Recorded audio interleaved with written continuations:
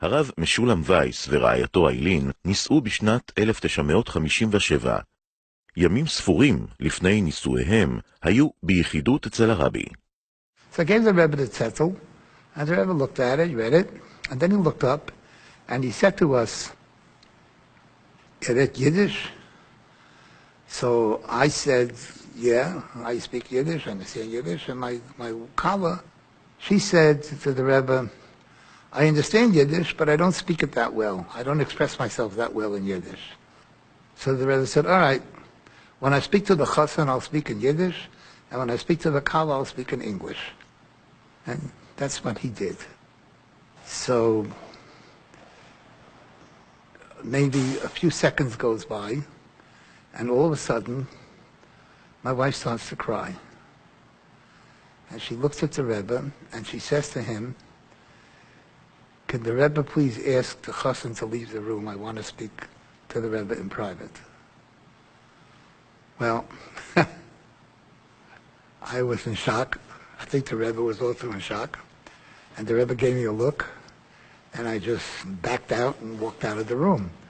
As I came out into the hallway, our Grona came running over. He says, "Where's the Kala?" I said, "She's still inside." He said, No, you can't do that. We don't do it that way." I said, "Well, that's the way it is. What am I going to do?" And maybe about a good 20 minutes goes by that my wife is inside with the Rebbe talking. And then she finishes, and she opens the door. She says, "The Rebbe said you should come back in." So I come back in, and I forget exactly how we were talking, but we, more or less, the Chidus was ending at that point. And we started backing to the door, and the Rebbe got up from behind his desk, and he walked us to the door. And the two Shoimim were waiting outside. My wife went on her way, and I went my way. And the next time I saw my wife was under the chuppah. And after the chuppah, we, of course, went into the yichud room. And as soon as we went into the yichud room, the first thing that came out of my mouth was, "What did you talk to the Rebbe about in there for 20 minutes?" So my wife said, "Well, I hope you're not upset. I told the Rebbe I want to call the wedding off." This was, remember, Thursday night. We're getting married Sunday. And the Rebbe said, "Why do you want to call off the wedding?" So I said to the Rebbe, "Because I have a terrible temper. I have no patience, and I lose my temper very easily. And until now, there's something, a Chassan Kala, he doesn't see everything because, but once we're married, it won't take long. He's going to realize he made a big mistake. He married a wrong woman, or he married a shrew, and we'll probably end up in divorce. So I've been thinking about it," she said, "and I decided I would rather not get married at all than get married and get divorced." So I said, "So what did the Rebbe say?" She said, "The Rebbe smiled. And the Rebbe said to me, in English, the Rebbe said to me, 'I'm going to tell you something.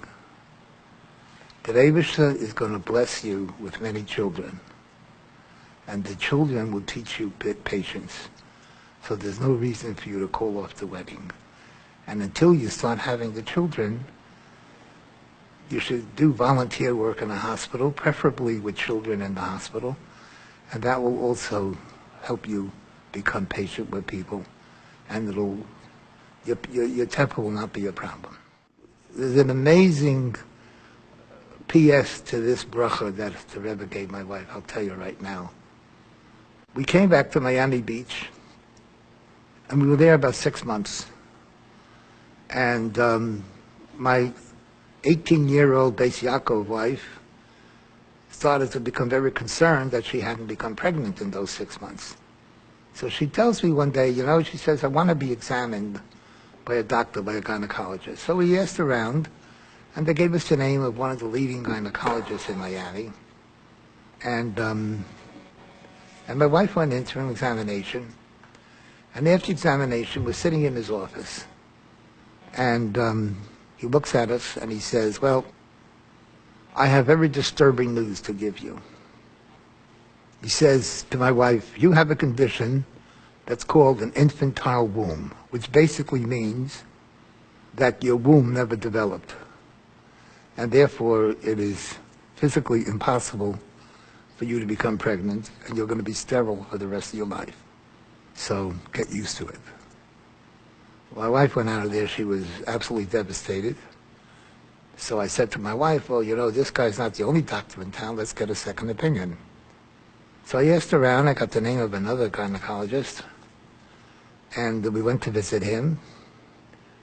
And at the end of the examination, he said the exact same thing. He said to my wife, it's true, you have an infantile womb.